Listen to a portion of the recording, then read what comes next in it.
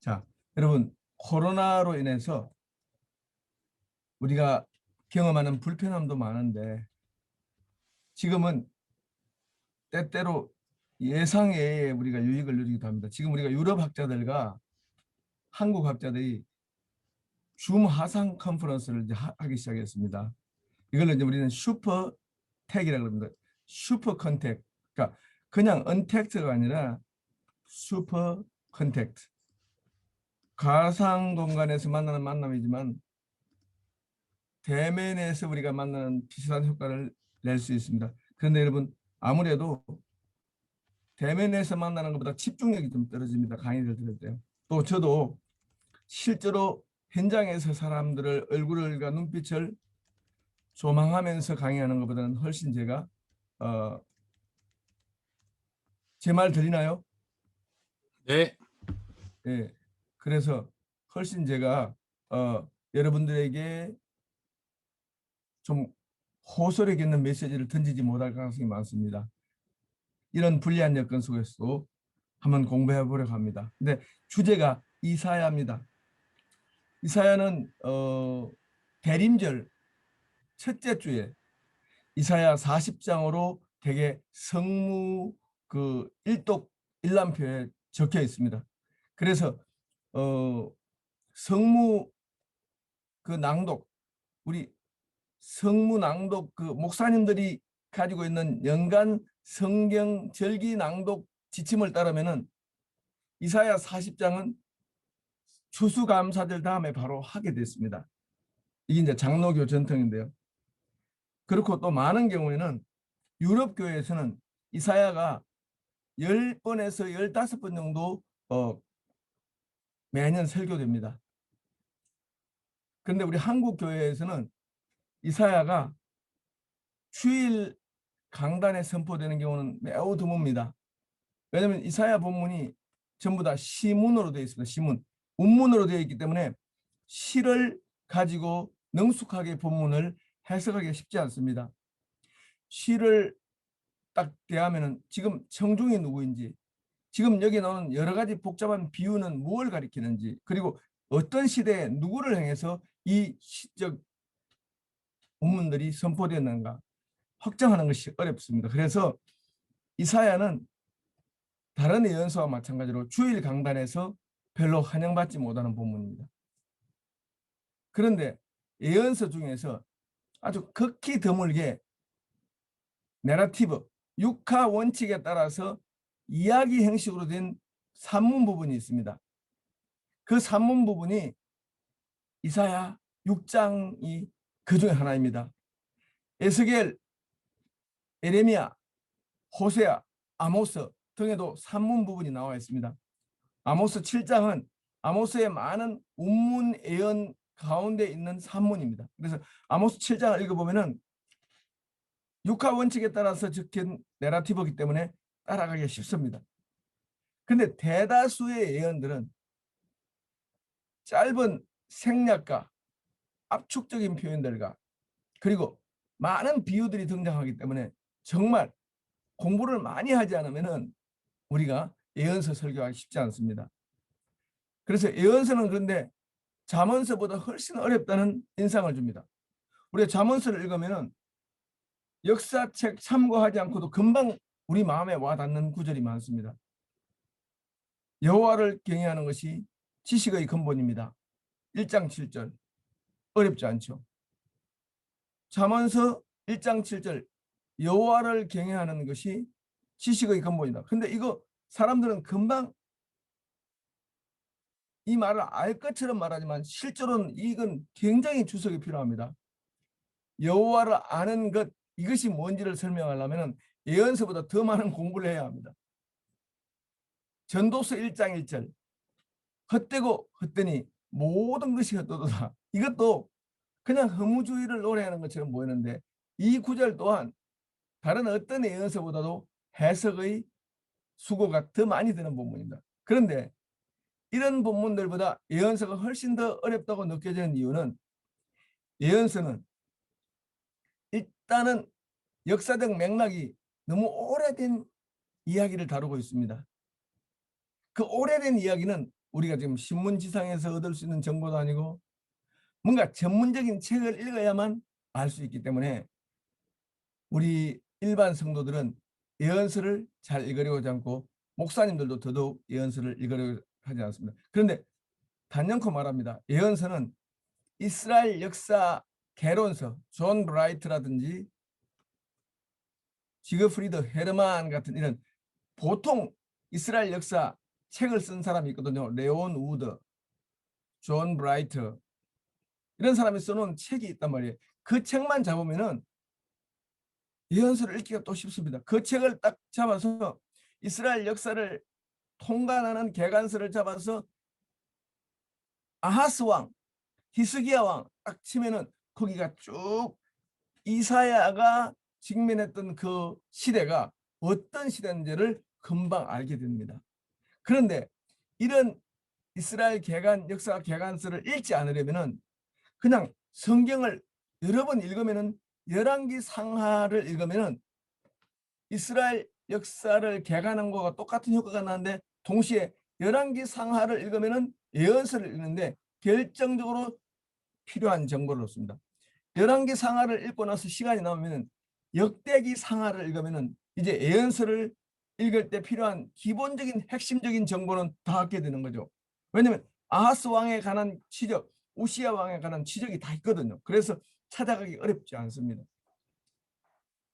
자, 여러분들은 지금 존 브라이트라든지 지그프리드 헤르만 같은 이스라엘 역사책이 지금 손에 없기 때문에 여러분 지금 손에 있는 자료는 성경밖에 없기 때문에 이사야 1장 1절 한번 딱 펴보세요. 이사야 1장 1절을 펴면은 아주 간단한 말이 나옵니다. 유다 왕 우시야와 요담과 아하스와 히스기야 시대에 아모스의 아들 이사야가 유다와 예루살렘에 관하여 본 계시라 되어 있습니다. 아하, 여기서 중요한 것입니다. 중요한 거. 여기 중요한 말은 우시야, 요담, 아하스, 히스기야 이 네 명의 왕을 이렇게 연속적으로 썼죠. 그러니까 우시야가 요담의 아버지고 요담이 아하스 왕의 아버지고 히스기야가 이제 우시야 왕의 증손자가 되는 거죠. 근데 이런 네 명의 왕들의 이름을 읽고도 아무런 느낌이 오지 않을 수 있습니다. 처음 독자들은. 그런데 열왕기 상하를 읽은 사람이 또는 심지어 역대기 상하까지 읽어 본 사람이 요 우시야 왕과 요담과 아하스와 히스기야를 연속적으로 살아낸 그런 한 인물을 생각하면은 번쩍 와, 이 비상한 시대에 이 비상한 왕들과 함께 국가 경영을 논했던 예언자였구나. 금방 알게 됩니다. 심지어 우시야 왕에 관한 기록은 열왕기하 16장에 나옵니다. 요담과 아하스와 히스기야 왕 기록도 열왕기하 15장, 16장, 17장에 나옵니다. 이 네 왕은. 그런데 히스기야 왕에 관한 기록도 역대하 24, 25, 26장에 나오는데 이 우시야 왕에 관한 기록도 역대하 25, 26장에 나오고 히스기야 왕에 관한 기록도 역대하 32장에 나오거든요. 그러니까 역대기 상하, 열왕기 상하를 잘 읽으면은 우시야 왕이라는 왕이 어떤 존재인지를 잘 알게 되는데 그 중에도 결정적으로 우시야 왕에 관한 기록을 알려면은 역대하 26장을 읽어야 됩니다. 자, 여러분 역대하 26장 22절 한번 보세요.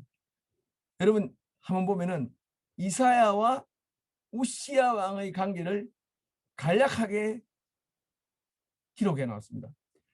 이사야는 우시야 왕의 모든 왕의 치적과 행적을 기록한 왕실 서기관이었다는 기록이 나옵니다. 그러니까 이사야는 우시야 왕의 치적, 빛나는 업적들을 기록해 놓은 인물이라는 거죠. 그러니까 우시야 왕의 왕실 서기관이니까 우시야 왕을 따라다니면서 우시야 왕이 한 연설, 우시야 왕이 간 지역 이름, 우시야 왕이 먹은 음식 이름들 이런 거 다 적어 놓은 거거든요. 이게 바로 우시야 왕의 왕실 서기관 이사야가 한 일입니다. 그러니까 이사야는 우리 조선시대 같으면 왕의 모든 일거수일투족 공적 행위를 기록해 놓은 사관 같습니다. 정사품, 정오품 정도 되는 약간 중간 관리죠. 는 중간 관리가 왕의 면전에서 왕이 공무 중 발설한 모든 말들을 적고 왕이 접견한 사람들 이름을 적고 왕이 회의할 때 내세웠던 아젠다가 뭔가를 적어 놓는 거죠. 그리고 왕이 매해 거두었던 업적과 취적들과 그런 전쟁에서 이긴 것들을 다 기록하는 사람이 누구냐면 왕실 서기관이에요. 그래서 이사야가 우시야 왕의 왕실 서기관이었다는 이런 정보를 알고 이사야 6장 1절을 한번 읽어보세요. 한번 읽어보세요. 어떤 느낌 듭니까? 우시야 왕이 죽던 해에 내가 본적 주께서 높이 들린 보좌에 앉으셨는데 그의 옷자락은 성전에 가득하였고, 여러분 성도 여러분 혹시 강의 안 읽었으면은 읽었다고 한번 말씀해 주세요. 제가 이거 좀 지나치게 자세하게 하지 않으려고 합니다. 여러분 화면을 다 끄셨는데 혹시 화면 안 끄신 분 중에서 화면을 끄신 목적은 웬만하면 화면을 켜주시기 바랍니다. 제가 그나마도 가상 공간의 대면 예배라고 대면 강의라고 생각하겠습니다. 화면을 켜주시고 제가 여러분에게 좀 읽어주십시오 하면 읽어주시기 바랍니다. 그래야 저와 여러분이 호흡이 맞을 것 같습니다. 자, 45명 정도 왔는데 지금 제가 지금 부탁하는 분 이사야 6장 1절 좀 읽어주십시오. 제가 여러분이 이 제 강의를 안 읽었다면은 앞부분을 좀 더 자세히 해야 되고 읽었다면은 지나가려고 합니다. 좀. 그래서 지금 여러분 화면에 들어오실 수 있는 여건이 되는 분들은 들어와 주십시오. 화면에 입장해 주실 수 있는 여건이 되신 분은 들어와 주십시오. 제가 부탁합니다. 자, 이상준님, 박효원님, 제가 지금 출석부를 보고 있는데 이상준님 계세요? 예, 그러면은 없으면은 자, 그러면 오세영님 혹시 이사야 6장 1절 좀 읽어주실 수 있나요? 예, 이사야 6장 1절요. 네. 우시야 왕의 죽던 해에 내가 본즉 주께서 높이 들린 보좌에 앉으셨는데 그 옷자락은 성전에 가득하였고. 좋습니다. 우시야 왕이 죽던 해란 말이 이거는 성경 좀 읽은 사람, 역대기 상하나 열왕기 상하를 읽은 사람들은 우시야 왕이 어떤 왕인가를 알기 때문에 그 포스가 엄청났거든. 카리스마가요. 우시야 왕은 52년간 유다를 통치한 왕이에요. 그러니까 우시야 왕은 한마디로 우리 고구려 시대 때 말하면 광개토왕과 장수왕을 합해 놓은 거라고요. 신라 시대로 말하면 태종무열왕과 문무왕을 합한 것이고요. 엄청난 왕이었어요. 52년간 유다를 통치한 왕인데 유다라는 작은 나라를 그 당시에 가장 세계 글로벌 헤게모니를 쥐고 있었던 아시리아라는 나라와 대등하게 맞설 수 있을 만큼 힘이 큰 나라, 영토는 적었지만 엄청난 포스를 가진 부국 강병책, 그러니까 국방, 외교, 수출, 농업 모든 곳에서 획획한 성과를 이룬 사람이에요. 누가요? 우시야 왕이에요. 그 우시야 왕의 업적을 따라다니면서 적은 사람이 누구죠? 이사야라는 사람이 왕실 서기관요. 그 왕실 서기관이었던 이사야가 우시야 왕의 왕실 서기관이었던 그 이사야가 52년간 유다를 통치했던 그 위대한 왕이 죽는 죽음을 보고 충격을 받았단 말이죠. 그러니까 사람이 내 생애에서 결정적으로 시그니피컨트한 아들, 결정적으로 의미심장한 타자가 죽으면은 내 생애가 변곡점, 터닝 포인트를 맞이하거든요. 그러니까 나를 이끌어주고 내 생의 좌표가 되어주던 인물. 인생은 이런 것이다. 내 미래는 창창할 것이다. 그런 희망을 준 인물이 우시야 왕의 왕실 서기관 이사야는 우시야 왕의 왕실에서 왕의 영광 앞에 압도되어서 왕 중심으로 세상을 바라보던 사람이었단 말이에요. 그 우시야 왕이 젊은 이사야가 이 우시아 왕의 업적에 도취되어서 우시아 왕의 업적을 막 기록하면서 우시아 왕 만세를 부르면서 인생을 살아가려고 하던 그때 엄청난 위기가 발생했다는 거죠. 그게 바로 뭐냐면 우시아 왕이 죽었다는 거죠. 그러니까 52년간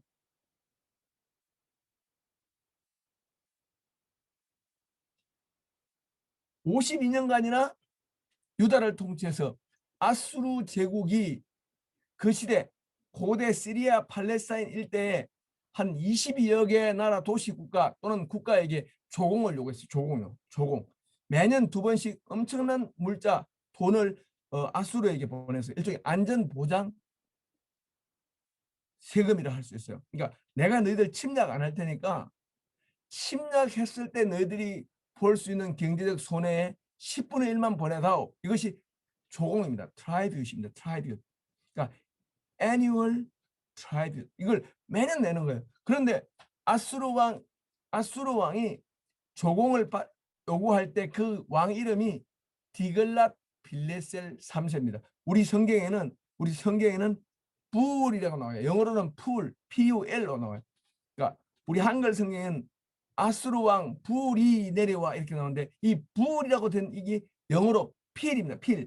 필인데 디글랏 빌레셀 할 때 필에서 나온 거예요. 그러니까 디글랏 빌레셀 3세가 조공을 요구했는데 그 조공을 바쳐서 나라의 안전을 도모하고 국가적 멸망을 면했던 나라 이름이 쭉 나오고 바쳤던 조공의 목록이 나와요.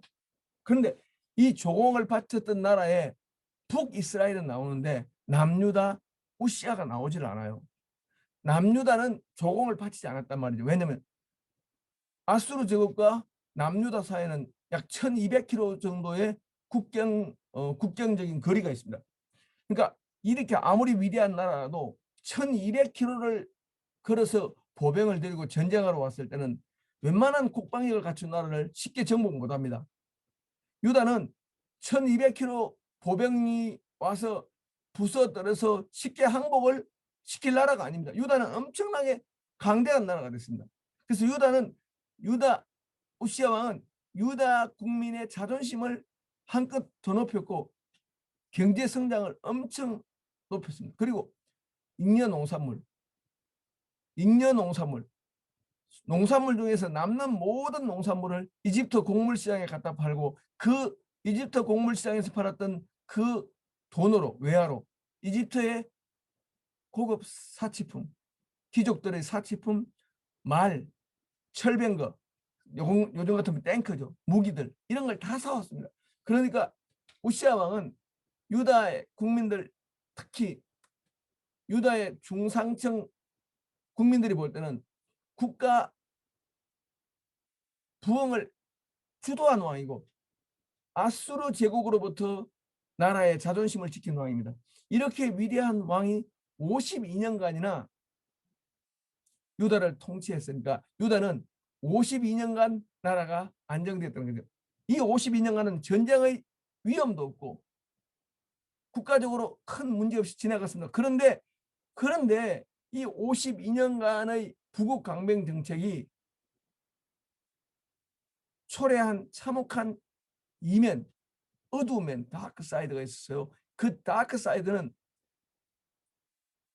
유다의 가난한 농민들이 땅을 잃고 지주들의 밥이 되고 희생자가 돼서 그러니까 땅을 100평씩 경작하던 농민들이 만평 땅을 가진 지주들의 등장으로 지주들의 소작인으로 전락하면서 엄청난 수출 농업의 희생자가 되어버렸어요.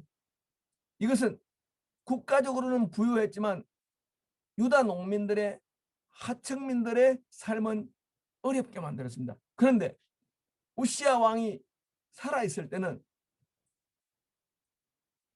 유다의 국가적 안전이 든든하게 보장받았기 때문에 아수르 제국의 침략이 오더라도 아수르 제국의 침략이 있더라도 막을 수 있는 자신감이 있었습니다. 그래서 우시아 왕이라는 존재는 그 존재만으로 국가적 안전 보장을 의미했고요. 그리고 사회도 그런 대로 운영되었습니다. 그런데 이런 우시아 왕이 52년간이나 나라를 통치했기 때문에 그 나라가 안정감을 가졌다는 것은 상상할 수 있겠죠. 그런데 그 우시아 왕이 죽었다는 말, 이거는 젊은 이사야에게 충격적일 정도로 애통한 사건입니다. 그래서 여러분 우시아 왕이 죽었다는 그 말을 보시고요. 그러니까 우시아 왕이 죽자마자 이사야는 처음으로 우시아 왕이 초래한 엄청난 국가적인 번영, 프로스페리티, 이 엄청난 내셔널 웰스, 이 국가적인 부가 그냥 가난한 사람들을 상당히 양산하고 희생시킨 후에 발생한 그런가를 점점 알게 됐습니다. 그게 바로 왕실 서기관 이사야의 신분에서 예언자 이사야로 거듭하는 과정에서 깨달은 겁니다. 그래서 여러분 이사야 5장 8절, 9절, 10절 예, 정연훈님께서 좀 읽어주십시오. 정연훈님 좀 읽어주십시오. 정연훈님 계세요? 예, 허웅님요. 허웅 여러분 여러분이 만일에 화면 바깥으로 나가면 저도 페이스북으로 그냥 목소리만 들려 강의할까요?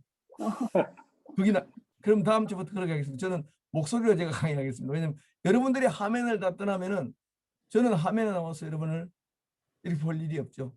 아니에요. 여러분, 여러분이 이 강의를 화면 강의를 원치 않으면은 화면 밖으로 나가시고 원하면은 화면으로 떠오르십시오. 가상 공간에 등장해 주시기 바랍니다. 제가 여러분의 성경을 읽혀야 되고요. 여러분 눈빛을 봐야 된다. 이게 여러분들이 이게 어려운지 이게 이해가 되는지 그런 걸 제가 확인하면서 해야 되거든요. 라이브를 상경을 자, 켜실 여러분. 시간을 좀 주세요. 여러분 머리를 3일 이상 감지 않은 사람들은 화면 바깥에 있는 거 제가 허락합니다. 제가 우리 학생들에게 얼굴에 흉터가 생겼거나 자기의 미적 존엄성에 큰 훼손이 발생한 사람 그런 거 제가 봐줍니다. 그래서 어저께 실련당하여 눈물을 너무 많이 흘려서 눈이 퉁퉁 부은 사람도 화면 바깥으로 나가는 거 허락합니다. 근데 그렇지 않으면 화면 안에 떠주시기 바랍니다. 자, 여러분이 만일에 제가 불러도 성경을 읽지 않으면 여러분이 그 자리에 현장에 와 있다고 믿을 만한 근거가 없습니다. 자, 아까 제가 불렀었죠.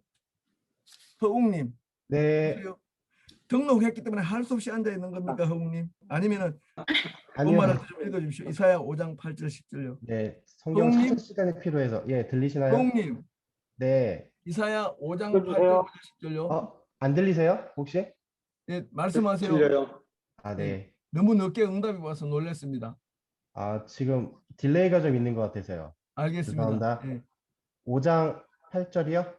8절 9절 10절요. 네. 가옥에 가옥을 이으며 전투에 전투를 더하여 빈틈이 없도록 하고 이 땅 가운데에서 홀로 거주하려 하는 자들은 화 있을진저 만군의 여호와께서 내 귀에 말씀하시되 정령이 허다한 가옥이 황폐하리니 크고 아름다울지라도 거주할 자가 없을 것이며 열을 가리 포도원에 겨우 포도주 한 바트가 나겠고 한 호멜에 종자를 뿌려도 간신히 한 에바가 나리라 하시도다. 예, 이사야가요. 예언자 중에서 농업 비유, agricultural metaphor가 가장 많은 사람이 이사야입니다. 그러니까 이사야는 시카고 곡물 시장의 가격을 알았다. 이렇게 우리가 지금 말할 수 있습니다. 이집트 나일강 곡물 시장의 가격을 정확하게 알고 있었던 사람이 이사야입니다.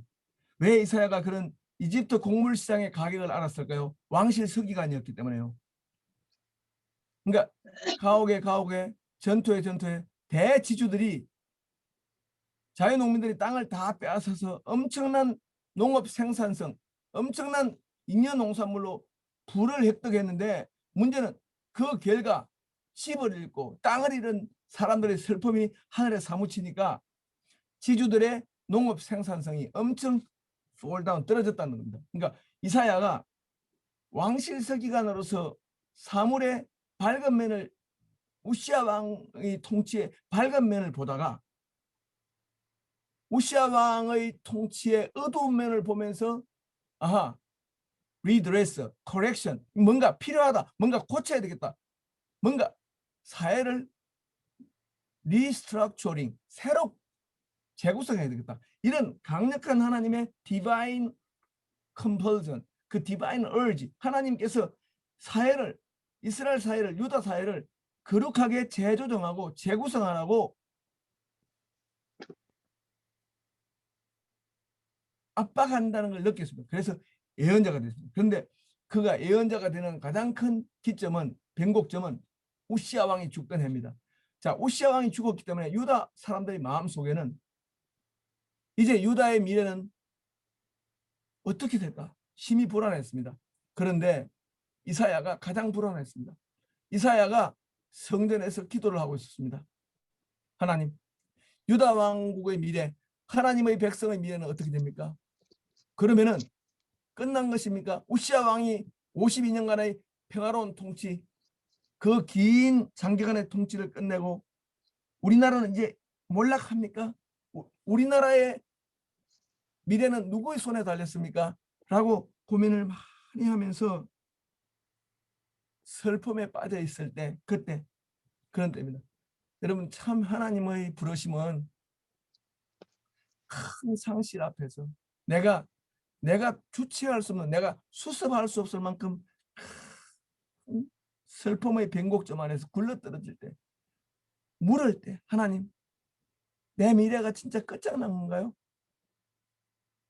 하나님, 제 미래 없는 겁니까? 나의 직속 상사인 우시아 왕이 죽었습니다. 내가 해고된 건 맞습니까? 나는 해고됐죠. 내 미래는 어떻게 됐죠? 우시아 왕의 영광과 위대한 지적을 따라 살던 나는 뭐가 되죠? 나의 든든한 뒷배가 됐던 우시아 왕이 죽었는데 나는 이제 닭 쫓던 개가 되었고 나는 이제 허무한 자가 되었습니다. 근데 이사야는 참 놀라운 지식이었습니다. 유다 왕국에 비어있는 보좌, 우시아 왕이 앉아있던 그 근정전, 강령전, 그 큰 용상 앞에 우시아 왕이 앉아서 늠름하게 만주백관을 거느리고 국사를 논하던 그 자리를 생각하면서, 왕실석에 가니까 보았겠죠.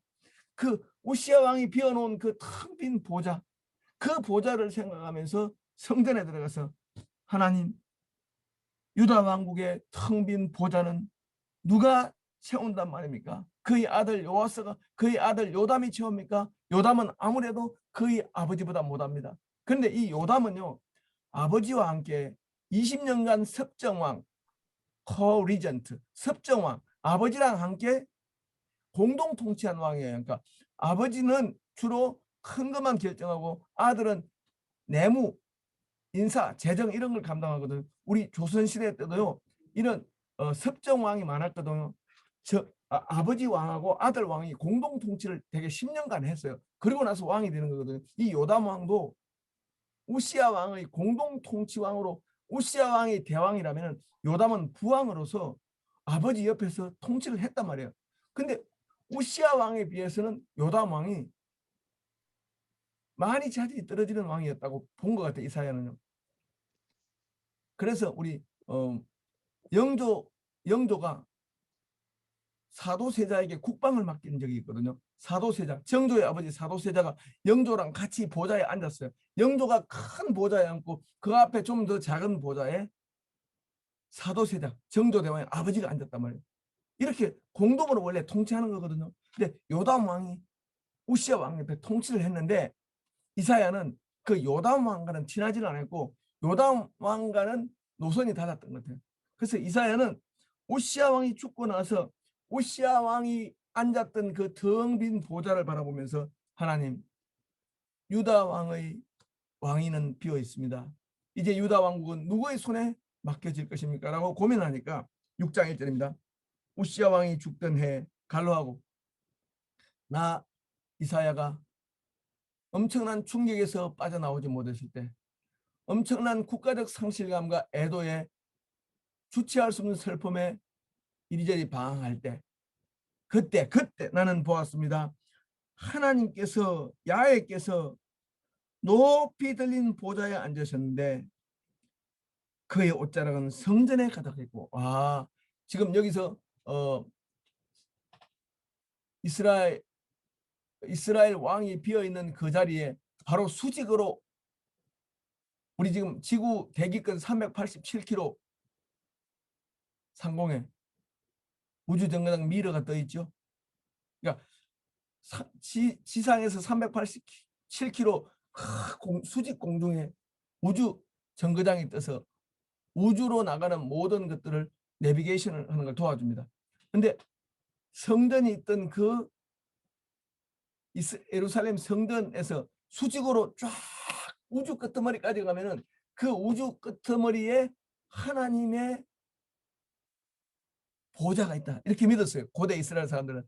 그래서 하나님의 중심 보좌, 하나님의 그 통치의 보좌와 지상에 맞닿는 이곳을 우리 신화학에서는 엑시스 문드, 엑시스 문디라 그래요. 이거겠다. 지구의 세 개의 배꼽 또는 지구축, 엑시스 문디, 세 개의 축이라 그래요. 그러니까 가장 거룩한 신의 영역을 엑시스 문디라 그러는데 예루살렘 성전은 하나님의 초월적인 영역인 하나님 보좌와 수직으로 이렇게 일렬 수직으로 바로 있는 땅에 있는 하나님의 그 보좌의 하위 보좌, 그러니까 하위 종속된 보좌라는 거죠. 그런데 이 종속된 보좌, 유다 왕의 보좌가 텅 비어 있는데 그 높은 곳에 정말 상상할 수 없이 높은 보좌에 하나님의 영광이 가득 찬 보좌가 있는데 하나님의 옷자락이 예루살렘 성전까지 내려왔어요. 얼마나 그 옷자락이 큰지 이건 시적 비유입니다. 메타포예요. 엄청나게 높은 보좌에서 하나님의 통치를 암시하는 하나님이 그 위에 앉아 있었다. 여기서 중요한 것은 하나님은 눈에 보이는 그런 사람이 아닙니다. 여긴 영광이 하나님의 영광에 앉아 있습니다. 하나님의 영광에 앉아 있습니다. 문제는 이 하나님을 가리키는 하나님의 현존입니다. 하나님 영광이 하나님 영광이 앉아 있는데 문제는 어떤 대답이 되냐면은 이사야야, 네가 유다 왕위가 비었다고 큰 슬픔과 애도 속에서 헤어나오지 못하는구나. 네가 유다 왕국의 미래를 걱정하면서 기도하는 네게 내가 할 말이 있다 하면서 보여준 것이 뭐냐면 유다 왕국은 어차피 저 야훼 하나님의 높은 보좌에 종속된 하위 보좌였다. 하나님이 보좌에 앉아 있는 한 우리 하나님 영광의 왕이신 하나님이 보좌를 떠나지 않는 한 유다의 왕국에는 큰 변동이 없고 이 세계는 하나님의 통치를 벗어날 수 없다. 하나님은 저 높은 보좌에서 온 천하 만민을 다 당신의 뜻대로 계획대로 통치하고 계신다. 하나님은 그 보좌를 떠나지 않았다. 하나님은 현장 근무 중이고 하나님은 on duty다. 하나님은 on duty다. 하나님은 on duty. 하나님은 지금 보좌에 앉아있다. 여러분 왕이 보좌에 앉아있다는 말 그것은 무슨 말이에요? 엘리자베스 여왕이 버킹엄 팰리스 보좌에 앉아있다. 세종대왕이 하루 종일 보좌에 앉아있다. 다윗 왕이 보좌에 앉아있다. 왕은 보좌에 앉아서 뭐랍니까? 한참 동안 결제도 하고 보고도 받고 결정도 하고 벌을 내는 사람 벌을 내는 거. 다시 말해 왕의 통치를 열심히 수행하는 걸 가리킬 때 누구누구가 보좌에 앉아있다 이렇게 말합니다. 보좌에 앉아있습니다. 우리 하나님은 지금 한참 God is in total control of everything in the world. 하나님은 in total control. 하나님은 이 모든 걸 다 통치하고 계신다. 하나님의 통치를 벗어난 거 아무것도 없다. 하나님은 유다 왕국의 미래를 꽉 쥐고 계시고 내 인생도 하나님 손에 달려있다. 이런 식으로 메시지를 줬습니다. 그러니까 유다는 엄청난 충격과 함께 안도감을 동시에 느꼈습니다. 유다 왕의 보좌는 비어있지만 유다 왕국의 유다 왕국의 중심 원천 보좌인 유다 왕국을 진짜 다스리는 하나님의 보좌는 하나님이 앉아 계신다. 하나님은 지금 on duty. 하나님 지금도 근무 중이시다. 근무 중 이상무다 지금. 라는 걸 깨달으면서 하나님의 통치가 유다 왕국에 작동할 것을 믿었고 하나님은 유다를 절대로 버리지 않을 것을 믿었고 자신의 인생도 하나님과 함께 새로운 전기를 맞이할 것을 깨달은 거죠. 그래서 여러분, 우리가 내 인생을 든든히 받쳐주던 우시아 같은 인물이 죽을 때, 저 우시아와 함께 내 인생은 형통하리라 믿었던 바로 그 우시아가 죽을 때 하나님이 보인다, 이런 뜻입니다. 그러니까 내가 숭배하는 인간 왕이 죽을 때 진짜 나를 통치하시는 하나님 왕, 하늘 대왕, 신적인 왕, 진짜 내 인생의 생사 화복을 주장하시는 대왕 하나님은 살아계신다. 내 눈에는 인간 왕의 영광, 내 눈은 인간 왕의 성취와 업적에 도취되고 인간 왕에 집중하고 매몰되느라고 하나님을 내가 몰랐구나. 그걸 자각시켜주는 거, 깨닫게 해주는 거죠. 그러니까 여러분, 상실이, 죽음이, 이별이 하나님 앞에서는 새로운 기회가 된다는 아주 평범하고도 소중한 진리죠. 이걸 이사야는 깨달은 거죠. 자, 그랬더니 이사야가요, 서랍들이 모시고 섰는데, 문제는 2절부터 3절이 더 충격입니다. 하나님 보좌는 서랍들, 그러니까 불타는 천사들입니다. 그러니까 서랍들을 정확히 번역하면 서랍이라는 말 뜻은요, burning입니다. burning.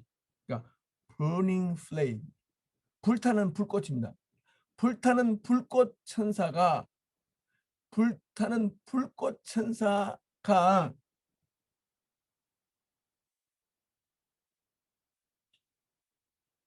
복수형으로 나옵니다. 서랍. 근데 이 서랍임이 쌍수 형태로 되어 있거든요. 쌍수.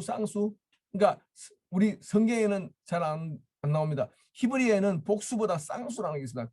둘의 복수를 의미할 때 듀얼, 플루얼이 아니라 듀얼이라고 그러거든요. 서랍임은 지금 듀얼입니다. 듀얼. 복수형, 쌍수형 복수입니다. 서랍들이 모시고 있었는데 각기 6날개를 가지고 있고, 그 둘로는 얼굴을 가리고, 그 둘로는 자기 발을 가리고, 둘로는 날고 있는 서랍 천사가 있었습니다. 그러니까 서랍 천사는 뭐죠? 야훼 하나님의 보좌를 옹이하는 불꽃 천사들입니다. 이 서랍 천사들, 불꽃 천사들과 유사한 천사가 에덴 동산에 생명나무를 지켰던 그 두루 도는 화영금 천사입니다. 그 두루 도는 화영금, 그것도 일종의 불꽃 천사들 반열입니다. 그 천사 이름은 그룹입니다. 그룹 천사, 서랍 천사. 그래서 그룹 천사의 그 복수형은 케루빔입니다. 케루빔. 이 케루빔 천사는 에스겔 1장에 나오는 그 천사들입니다. 서랍 천사는 이사야에 나옵니다. 서랍 천사와 그룹 천사는 전부 다 특징이 불꽃입니다. 불꽃. 출애굽기 3장에 나왔던 그 시내산 떨기 불꽃, 그것도 천사를 가리킵니다. 천사. 여러분, 여러분들은, 사람들은 지금 외계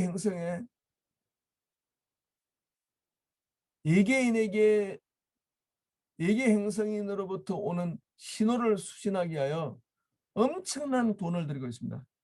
스티븐 호킹을 비롯해서 모든 일론 머스크를 포함해서 모든 세계 첨단 경제 권력과 지식 권력자들이 외계 행성으로부터는 수신, 외계 행성의 문명 신호를 받아들이기 위해서 엄청난 노력을 하고, 심지어 외계 행성을 식민지로 개척하자고 주장합니다. 지금 B452 소행성으로 가자, 스티븐 호킹 같은 사람이 이런 주장을 합니다.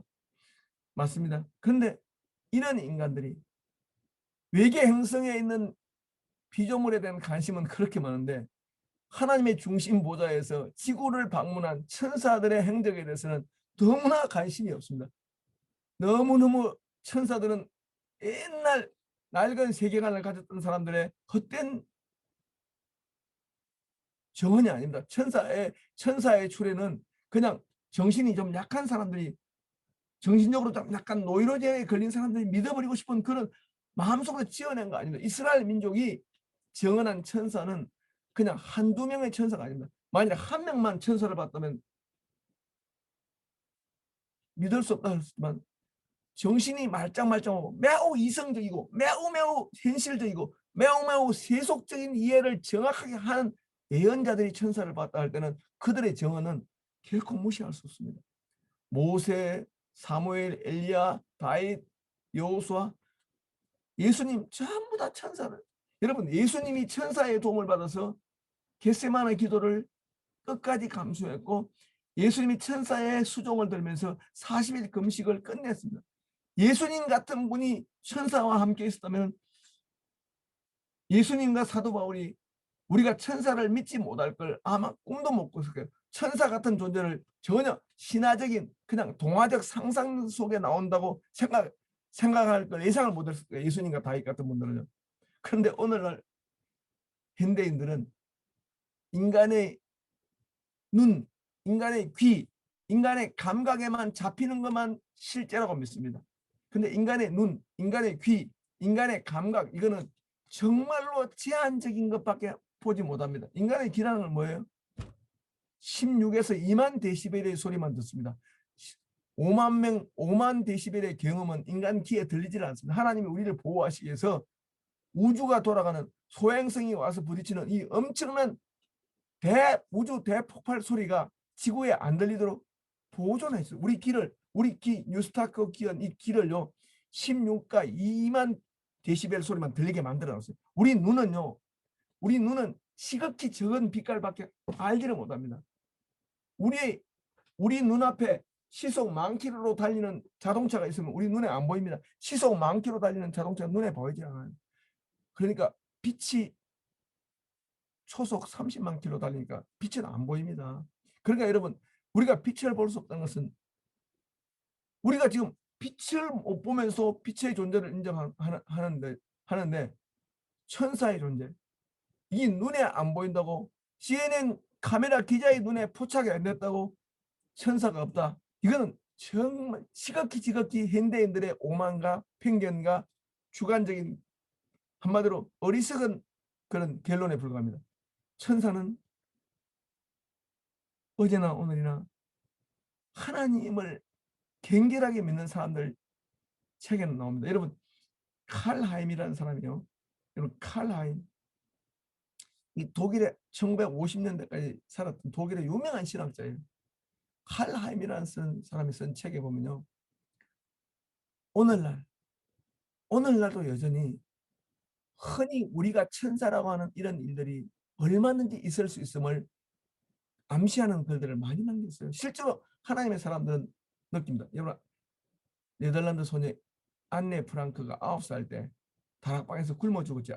안네의 일기, 안네 프랑크 일기 부분 나오죠. 그 일기장에도 나옵니다.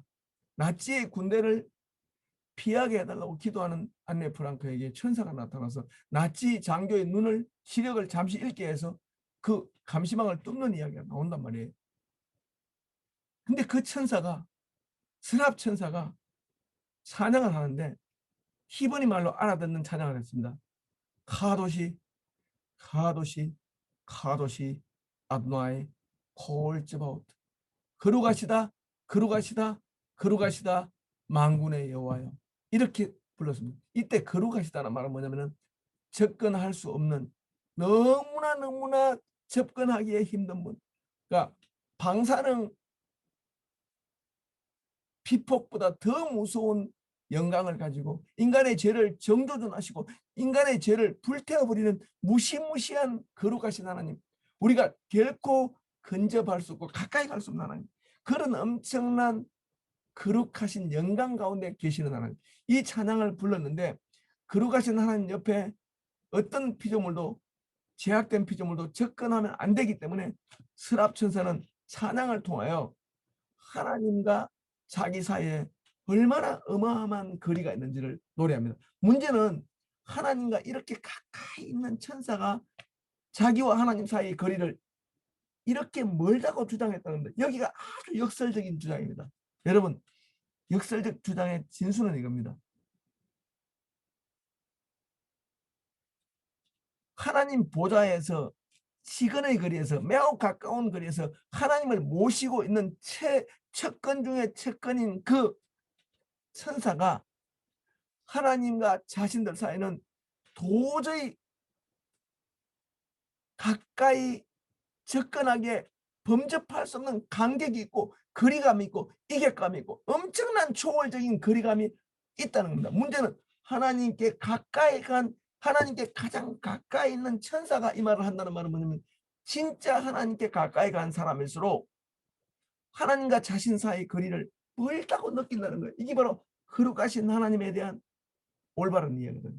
오늘 거룩하신 하나님은 당신을 우리로부터 거리감을 갖게 이격시킴으로 우리의 예배를 받으시고 우리의 경배를 받으시고 하나님의 이름을 함부로 우리가 도용하지 못하고 하나님의 명의를 함부로 김혜건 같은 목사가 남용하지 못하도록 하나님은 저를 엄청 저와 멀게 계시는 하나님으로 자신을 드러냅니다. 그게 바로 뭡니까?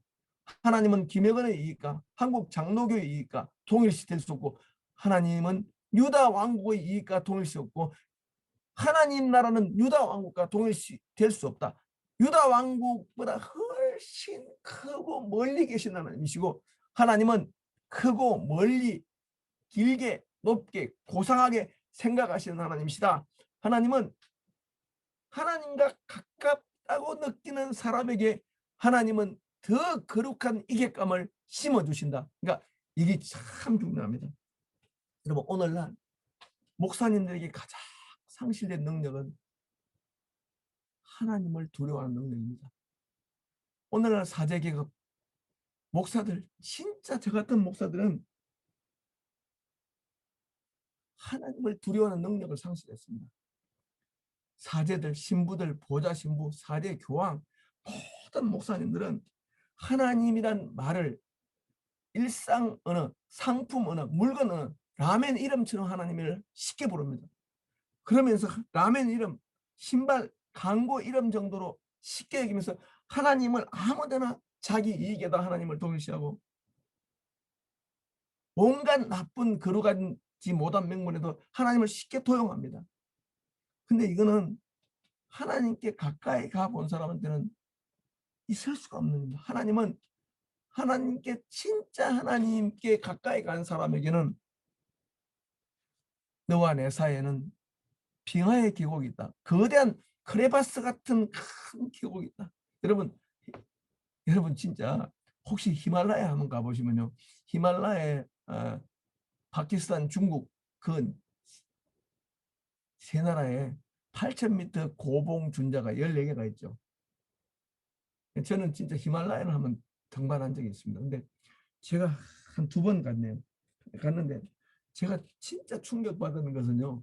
트레킹을 며칠 맨날 하는데 다울 라기리봉 그 네팔 쪽이 인도 쪽 남부 네팔에 가면은 안나푸르나봉이 있고 안나푸르나봉 옆에 다울 이기리봉이 있는데 멀리서요 산에 한 해발 한 2,000m에서 텐트를 치고 보면요 다울 이기리봉과 안나푸르나봉이 가까이 붙어 있는 것처럼 보여요. 멀리서 보면요.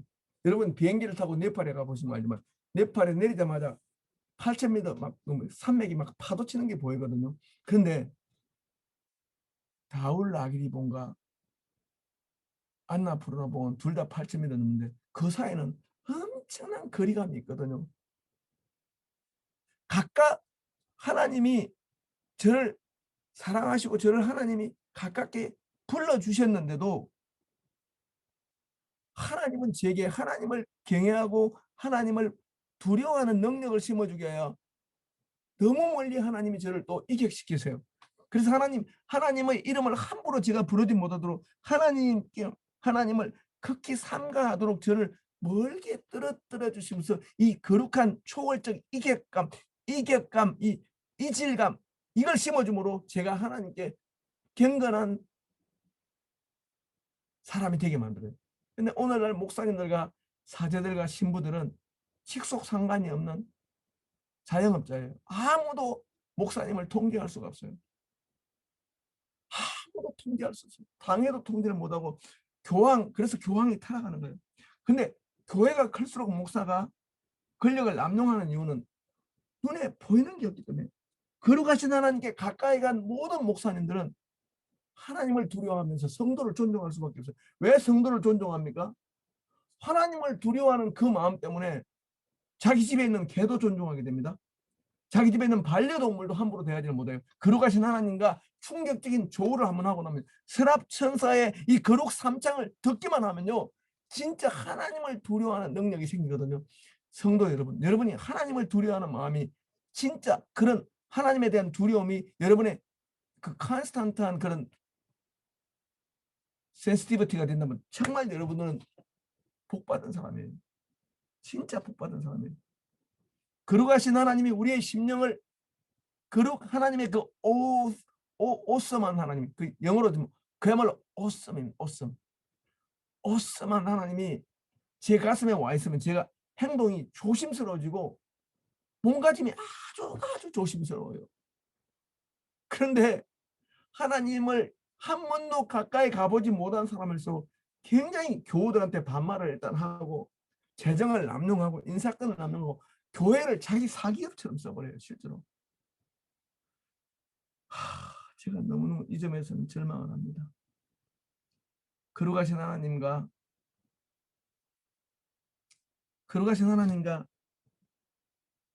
진짜 가까운 성도들은 그 마음에 거룩 삼창이 사무쳐서 하나님을 두려워하면서도 동시에 하나님을 사모하는 열정이, 그 역설적 감정이 계속 일어나요. 우리는 사랑하면, 여러분, 우리는 사랑하면 지배하려고 그러죠. 데이트 폭력이 왜 생깁니까? 나는 사랑하기 때문에 내 몸을 지배할 수 있어. 데이트 폭력입니다. 우리 하나님의 사랑은 그거 아닙니다. 하나님을 제가 사랑하기 때문에 하나님의 명의를 도용할 탐욕이 생기지 않고 하나님에 대한 거룩한 감정과 하나님을 사랑하는 감정이 동시에 똑같이 이렇게 공조하고 연동됩니다. 이게 진짜 사랑입니다. 하나님을 사랑하는 사람은 삼가합니다. 저는 일반 성도들은 하나님을 두려워합니다. 저는 우리 성도들이 저보다 훨씬 낫다고 봅니다. 우리 성도님들은 진짜 저보다, 우리 목사들보다 대충 훨씬 낫습니다. 우리 교우들 중에 제가 만일에 목요일 날 제가 전화를 하잖아요. 그래서 박운석 집사님, 그러면 최덕식 집사 이렇게 하면은 대개 우리 집사님들은 목요일 날 전화하면 수요일 안 나온 걸 혹시 목사님이 좀 생각하면서 했나 이렇게 생각합니다. 되게. 근데 그렇지 않고, 근데 그렇지 않거든. 근데도 목사님들이 전화하면 집사님들은 아이고 뭔가 경계가 들면서 아이고 뭔가 잘못한 거 없나 이렇게 생각하는데, 우리가 일반 목사라면 노 회장님이나 총 회장님이 전화하면 김혜근 목사 잘하나 하면 나보다 높은 목사가 전화하면 내가 놀래 막 이렇게 전율을 해야 되잖아요. 우리 장로님이 저보고, 나이 많은 장로님이 저보고 김 목사님 요즘 기도 생활 잘합니까? 제가 놀라고 전율을 해야 되는데, 목사들은 하나님을 너무 가볍게 여기기 때문에 진짜 하나님을 두려워하는 능력을 상실했습니다. 한국교회 목사님들은. 우리 송 목사님은 아니겠죠. 송 목사님 설교 보니까 아닌 것 같습니다. 저도 여러분 홈페이지에 들어가서 목사님 설교도 들어보고 여러분 세교우들 얼굴도 많이 봤는데 표정이 다 좋으시더라고요. 근데 그는 겉모양이고, 우리 실제로 우리가 하나님께 가까이 가서 거룩 삼창을 터뜨릴 만큼 전율스러운 찬양을 하면요, 내 존재가 불에 지짐당하듯이 정화되고 정결해지고 새 사람이 됩니다. 제가 목사지만 저는 어떤 교회를 다니고 싶냐 하면은 서랍 천사들의 찬양대가 있는 곳을, 저는 제가 목사지만 그 교회 교인으로 등록을 하고 싶어요. 실제로 저는 목사 노릇하기보다는 서랍 천사의 찬양이 제 존재를 불꽃으로 단련하고 정결케 하고 정화시키는 그런 찬양이 있는 그 교회로 제가 교회를 옮기고 싶어요. 실제로 제가 목사직을 그만두고서라도 저는 거기 저한테 더 급해요. 지금 목사 노릇하는 것보다 더 급한 거는 제 영혼이 죄 사함 받는 거예요. 지금. 근데 제가 하나님을 두려워하는, 저처럼 책을 많이 쓰고 글을 쓰고 하나님 목사 노릇하는 저는 너무너무 저는 절망적으로 직업적으로 불리합니다. 여러분보다. 제가 하나님을 두려워하는 능력이 상실되기가 너무너무 쉬운 직종이에요. 직업적으로. 왜? 하나님을 설교 때 너무 많이 말하니까 하나님이 라면 이름 갖고 신발 이름 같은 이렇게 거룩함이 없는 그런 게 되어버렸어요. 우리 같은 목사들 때문에요. 그런 목사들의 설교를 들으면 우리 교우들도 똑같이 하나님을 거룩한 하나님으로 여기지 못하는 거예요. 제가 하나님을 전율하면서 하나님 부르지 않기 때문에요. 그래서 유대인들은 하나님이라는 말을 부를 때 고대 서기관들이 하나님이라는 이름이 나오면 새 깃털 그 펜 있죠. 펜을 바꿔 썼어요. 하나님이라는 말이 나오면 너무 거룩하기 때문에. 그래서 점점 갈수록요 유대인들은 하나님 이름 대신에 하셴 이름, the name 이걸 하나님 이름에 이쪽 하나님이 호로 불렀어요. 옛날에 이름을 부르기 전에 호로 불러서 이름의 존엄성을 우리 조선 선비들이 이름의 존엄성을 살리려고 그랬거든요. 이름을 부르면은 그 인격의 존엄성을 해치니까요. 그래서 호를 불렀어요. 하나님께서는 하나님의 이름 엘로헴, 아도나이 이거 함부로 부르기 힘들어서 유대인들은 하셴, the name이라고 불렀어요. 그래서 예수님도 하나님 대신에 이름이 거룩히 여기시며 하셴, 주기도문에 하셴이라는 그 이름 당신의 이름 할 때 그 이름이 하나님을 가리키는 거예요. 당신 자신이 거룩히 됨을 여김 받으시고 이런 뜻이 원래 당신의 이름이 거룩히 여김 받으시고 아니고 원래는 하나님 당신이 거룩하게 이름 여김 받으시고 왜 주기도문에 가장 처음에 하나님 이름이 거룩하게 여김 받기를 그토록 열망하는지를 이 하나님이라는 분이 어떤 분인가 아는 사람들은 격하게 공감하는 거예요. 하나님 이름이 저 같은 목회자들과 사제 격압에 의해서 남용되면 교회는 거룩성을 상실하게 되고 하나님을 두려워하지 않는 김혜건 목사 옆에 하나님을 더 두려워하지 않는 성도들이 가득 차게 되면 세속적 교회는 완전히 완성이 되는 거거든요. 우리는 교회가 세속화 되고 우리를 사람들이 거룩하신 하나님의 냄새를 거룩한 하나님의 현존을 우리 안에서 발견하지 못하는 그 바깥 사람의 모든 그런 좌절감을 우리 자신에게서 찾아야 된다는 거죠. 우리가 서랍천사처럼 우리가 전율하여 불꽃 같은 하나님의 그 거룩하신 성품에서 나오는 그 빛에 어찌할 바를 모르고 우리가 불타는 천사처럼 우리가 하나님의 거룩함을 막 찬양하면은 처음 온 사람들이 얼마나 놀라겠냐고요. 저는 제 일생 동안 가장 큰 제가 일생 동안 고민하는 주제는 내가 하나님에 대한 두려움을 어떻게 유지할 수 있고 내가 하나님에 대한 거룩하신 찬송을 어떻게 유지할 수 있겠는가. 내가 하나님을 진짜 두려워하는 이 마음을 이 초심을 내가 얼마나 유지할 수 있는가. 이게 제 관심사가 됐어요. 그래서 제가 67장 찬송을 너무너무 좋아합니다. 8장 찬송. 제가 이 찬송의 깊이를 따라가지 못합니다. 거룩 거룩 거룩 영광의 왕께 다 찬양하라. 이 찬송들 제가 좋아하는 이유는 서랍천사의 찬양을 받고 전율에 사로잡힌 이사야가 엄청난 격렬한 충격을 받는데 문제는 이사야만 충격받은 거 아닙니다. 서랍천사의 찬양 소리가 아마 3만 데시벨까지 간 것 같습니다. 엄청난 데시벨로 그 고음으로 찬양이 나오니까 예루살렘 성전 야긴과 보아서 예루살렘 성전 솔로몬이 엄청난 그 무지무지한 토목공학적인 기술로 완벽한 안정감, 우주적 안정감을 가지고 만들었던 성전 문지방이 막 야긴과 보아서가 흔들립니다. 야긴과 보아서가 흔들리면서 성전이 무너질 것 같은 디슬로케이션이라면 성전이 막 해체될 것 같은 그런 위기입니다. 이 말은 예루살렘 성전은 거룩하신 하나님을 품기에 부족하다. 인간이 지은 어떤 성전도 거룩하신 하나님을 품어내기에는 부족하다. 그걸 보여주는 거예요. 성전이 막 흔들린다는 말. 그래서 4절입니다. 이같이 하다바는 자의 소리로 말미암아 문지방의 터가 요동하며 성전에 아니라 이사야가 충격적으로 경험한 부분입니다. 그런데 5절입니다. 그때 내가 말하되 바로다 나야 망하게 되었도다. 나는 입술이 부정한 사람이요 나는 입술이 부정한 백성 중에 거주하면서 만군의 여호와이신 왕을 배웠음이라고 하였더라. 저는 여기가 너무너무 쟤한테 사무치는 본문입니다. 지금 하나님은 우리 모두에게 마스크를 씌우셨습니다. 우리 모두는 하나님이 만드신 코로나 팬데믹 조성 앞에서 입을 가릴 수밖에 없습니다. 근데 문제는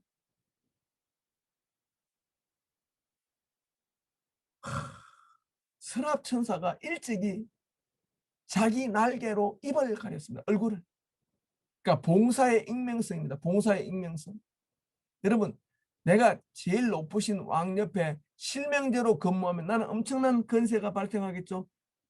미국 대통령의 Chief Staff of Security, 미국 대통령의 안보 보좌관, 닉슨 대통령 때 찰스 콜슨 같은 사람이 하는 그 자리는 닉슨 대통령이라는 무거운 권력 자리가 대통령 보좌관의 권력도 담보해 줍니다.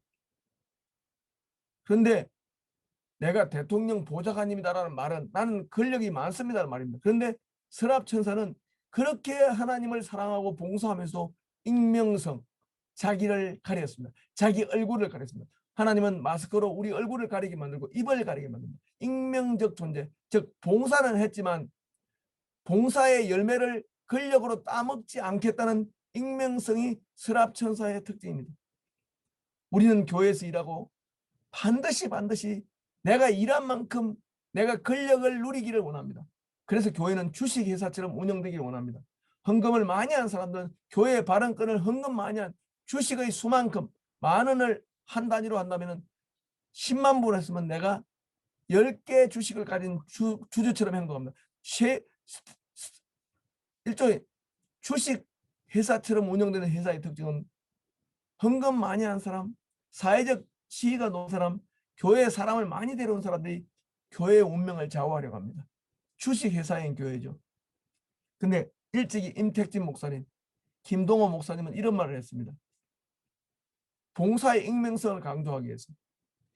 임택진 목사, 그 우리 한경기 목사님의 바로 밑에 세대인 그 목사님은 진짜 헌금으로 하나님께 헌금할 사람, 목사에게 줘서 목사에게 뇌물로 헌금할 사람, 목사에게 이 헌금 줘서 권력을 누리려고 하는 사람들은 헌금 내고 말을 많이 해라. 그런데 이 헌금이 목사의 호주머니가 아니라 하나님께 올라가기를 원하면 영원히 익명 처리하고 헌금한 사람은 결코 말을 하지 말아야 한다. 말을 하는 사람, 오히려 헌금하지 못한 사람이 말을 하게 해야 한다. 헌금한 사람은 끝까지 헌금하지 말아야 합니다. 여러분 이런 기도하면 여러분이 어떤 느낌 듭니까? 그러나 헌금한 사람 중에서 익명하는 헌금이 훨씬 많기 때문에 우리 교회가 아름답습니다. 저는 우리 한국 교회가 여전히 성숙하다고 보는 것은 자기가 이렇게 기도하는 사람 아무도 없습니다. 주님, 제가 지난주에 20억을 헌금하게 해주셔서 감사합니다. 다음 달에는 30억을 헌금하게 해주십시오. 이렇게 기도하는 사람 아무도 없죠. 사실은 어떤 교회가 든든할 때는 보면은 땅 밑에 주춧돌처럼 감추어져 있으면서 교회를 든든히 지키는 기둥 같은 사람들이 교회를 쫙 포진하고 있습니다. 그런 교회 가면은 든든한 느낌이 듭니다. 왜 든든합니까? 봉사를 많이 하고도 그 봉사를 권력으로 환전하지 않거든요. 그러니까 헌금했다고 목사님은 함부로 대하지도 않고 당회를 좌우할 생각도 없는 그렇게 거룩한 바보처럼 하나님에게만 모든 순종을 다 바친 사람들이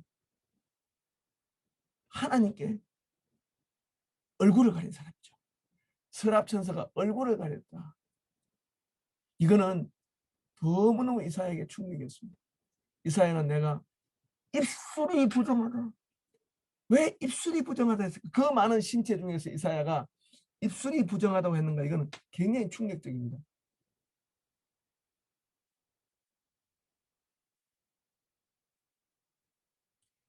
입술이 부정한 사람 중에서는 이 말은 하나님을 거룩하게 부르지 않았다는 뜻입니다. 하나님을 유다 왕국의 이익과 동일시했고 내 이익과 동일시했고 내 이익과 하나님을 하나시키고 나는 하나님과 내가 동급인 것처럼 동기동창인 것처럼 하나님의 이름을 남용했다는 뜻입니다. 그게 바로 부정한 입술입니다.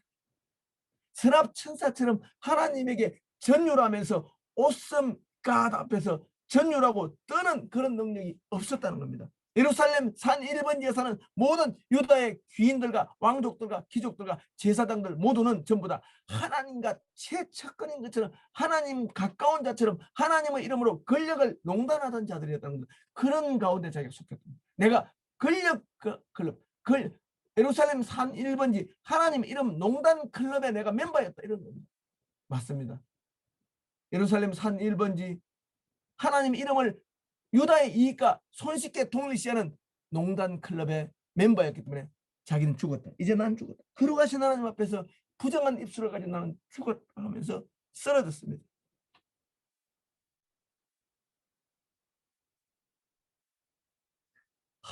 사도 바울 이래로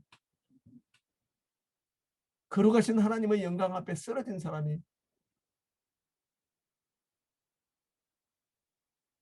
거의 없습니다. 이거는 진짜 하나님 경험에 so integral한 그런 파트입니다. 하나님을 만나면은 하나님이 거룩하신 마음 앞에 자기 존재가 옛 존재가 와야 되버립니다. 디스인테그레이션 됩니다. 하나님, 나는 끝났습니다. I am done. I am done. I am ruined. I am done. 끝났습니다. 거룩하신 하나님, 나는 끝났습니다. 나는 다시는 이전처럼 살지 못합니다. 나는 다시는 이전처럼 살지 못합니다. 거룩하신 하나님을 본 이상 나는 왕실서기관의 그런 관점으로 세상을 볼 수가 없습니다. 나는 끝났습니다. 이게 바로 거듭남의 경험이고 이게 바로 구원의 경험이고 이것이 바로 제사함의 경험인데 이 나는 끝났다는 것. 거룩하신 하나님의 영광의 눈초리 앞에 내가 노출될까 나는 끝났다. 이건 너무 오랫동안 묵상해야 됩니다. 제가 이걸 여러분에게 강의한다고 제가 이 본문을 제대로 설명한 것도 아니고 저는 이 본문이 목에 가시처럼 걸려 있습니다. 이게 무슨 경지인지 왜 내가 이렇게 거룩하신 하나님에 대한 전율이 모자라는지 저는 그 생각을 하루 종일 합니다.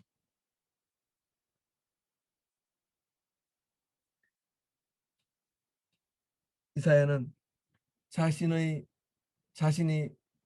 자신의 영적 몰락과 패망을 선언하자 자신의 영적 몰락과 패망을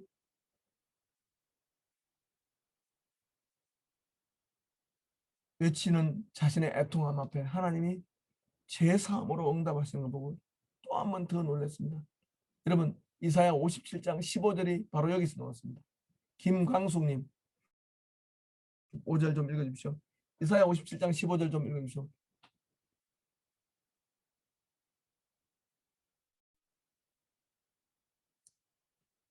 이사야 57장 15절 좀 읽어주십시오.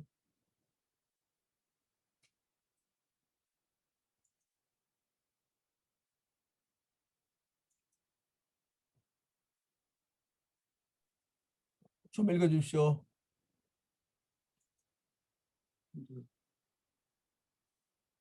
이사야 57장 15절. 마이크 켜주시면 네네, 죄송합니다. 네.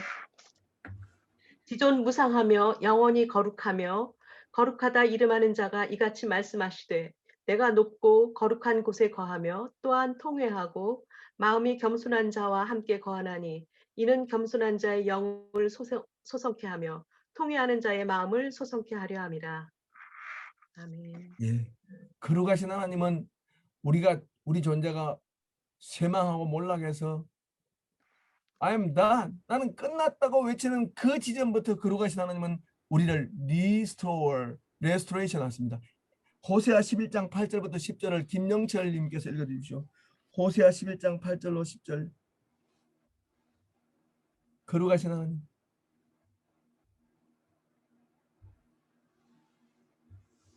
음소거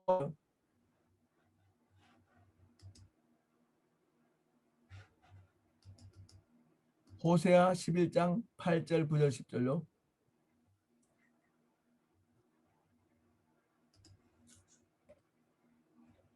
여러분 제가 읽을까요? 네. 집사님 음소거 해주시고요. 네. 몇 장이요? 11장 8절에서 10절요. 에브라임이여 내가 어찌 너를 놓겠느냐 이스라엘이여 내가 어찌 너를 버리겠느냐 내가 어찌 너를 아두마같이 놓겠느냐 어찌 너를 수고인같이 두겠느냐 내 마음이 내 속에서 돌이키어 나의 긍휼이 온전히 불붙듯 하도다. 내 내가 나의- 마음이 내 마음이 내 속에서 돌이켜 온전히 궁혈이 불붙는다. 우리 하나님 거룩의 불꽃은 죄를 징계하고 죄를 불태우는 불꽃이 긍휼의 불꽃으로 돌이켜집니다. 내 마음이 내 속에서 돌이켜 긍휼의 불꽃으로 바뀌는데 그 마지막 읽어주십시오. 11장 10절. 그들은 사자처럼 소리를 내시는 여호와를 따를 것이라. 아닙니다. 여호와께- 10절요. 10절. 11장 10절요. 맞습니다. 이는 그 마지막 그 안 읽은 부분 읽어주십시오. 중요한 11장 구절인데. 11장 10절 그들은 네네. 사자처럼 소리를 내시는 여호와를 따를 것이라. 여호와께서 소리를 내시며 자손들이 서쪽에서부터 떨며 오되. 그러면은 11장 9절 읽어주세요. 내가 나의 11장 맹 11장 9절 읽겠습니다. 예. 내가 나의 맹렬한 진노를 나타내지 아니하며. 지금 내가 호세아 다- 읽었습니까? 이사야 읽었습니까? 호세아 읽고 있습니다. 예, 읽어주세요. 예.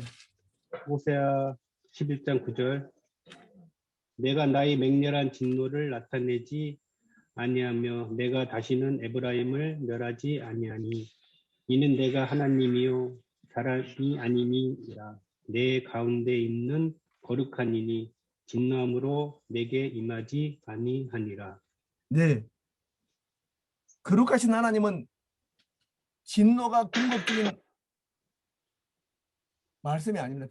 거룩하신 하나님의 자기 반전은 그러니까 죄를 불태우는 불꽃에서 긍휼의 불꽃으로 스스로 돌이키신 하나님이 거룩하신 하나님입니다. 그래서 우리 하나님은 우리를 잘라내시고 베고 우리를 만신창이가 되는 패배와 굴욕에도 불구하고 우리를 잘라내시고 베고 쓰러뜨려서 우리를 완전히 멸절시키는 것이 아니라 우리가 열매 맺지 못하는 모든 것들을 다 잘라내시고 마침내 그 소망의 그루터기를 가지고 새로 시작하십니다. 유다는 이제 잘리고 베일 것이며 그러나 잘리고 베일 것이지만 하나님의 심판을 겪고도 살아난 모든 사람들은 거룩한 남은 자가 되어 유다 왕국의 미래를 새롭게 건설하는 주체가 될 것이다. 이렇게 좀 말하는 거예요. 여러분 제가 마무리할게요. 여러분이 지금 먼 곳에서 듣기 때문에 제 메시지가 전달이 잘 됐는지는 모르겠습니다. 다만 질문은 심상현 전도사 목사를 통해서 해주셔야 되고요. 또 안 하셔도 됩니다. 제가 마무리하려고 하면요. 거룩하신 하나님은요. 우리 죄를 정조준하여서 끝내 쓰러뜨리십니다. 그러니까 하나님이 나를 불꽃 같은 눈초리로 보면 나는 I'm done, 끝났다고 느끼는 자각이 이렇게 됩니다. 근데 그 자각은 내게 절망감을 일으키고 나를 일어날 수 없게 쓰러뜨립니다. 근데 하나님은 우리를 쓰러뜨리는 게 목적이 아니라 바로 직립보양하는 비틀거림에 걷는 나를 죄 때문에 비틀거리면서 걷는 나를 직립보양자로 만들어 스트레이트 업, sit straight, walk straight 바로 서게 만드시기 위해서 하나님은 우리의 죄를 제거하시고 잘라냅니다. 우리의 자존심, 우리의 모든 체면 다 잘라냅니다. 우리를 사회적 매장까지 시킬 만큼 우리를 굴욕에 처합니다. 그렇지만 그것은 우리를 멸절시키고 파괴하기 위한 것이 아니라 진짜 김혜건 안에 있는 소망의 거루터기는 김혜건의 박사학위가 아니라 김혜건이 1979년에 관악산 연주대에서 흘렸던 눈물이다. 그것이 김혁은 신학이다. 프린스턴 박사학위는 김혁은에게 아무 의미가 없다. 그 박사학위는 다 필요가 없다. 김혁은이 20대 때 흘렸던 눈물, 하나님 말씀을 듣고 소리쳐 울었던 그 눈물이 소망의 그루터기다. 이런 겁니다. 여러분이 지금 잔뜩 가졌죠. 좋은 집도 가졌고 좋은 차도 가졌고 그 많은 것들은 다 쓸데가 없습니다. 하나님 앞에 전율스럽게 응답하고 하나님의 말씀에 사로잡히는 데 필요한 건 아무것도 없습니다. 근데 미국에 사는 여러분들은 소유는 곧 존재라는 것을 일상생활에서 계속 문화적 압력으로 느끼죠. 소유하지 못하면 인권 대접도 받지 못하고 인간 대접을 받지 못하니까요. 근데 미국 사람들이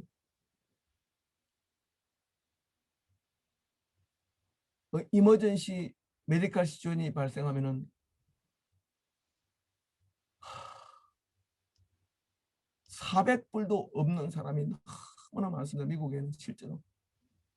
여러분이 만일에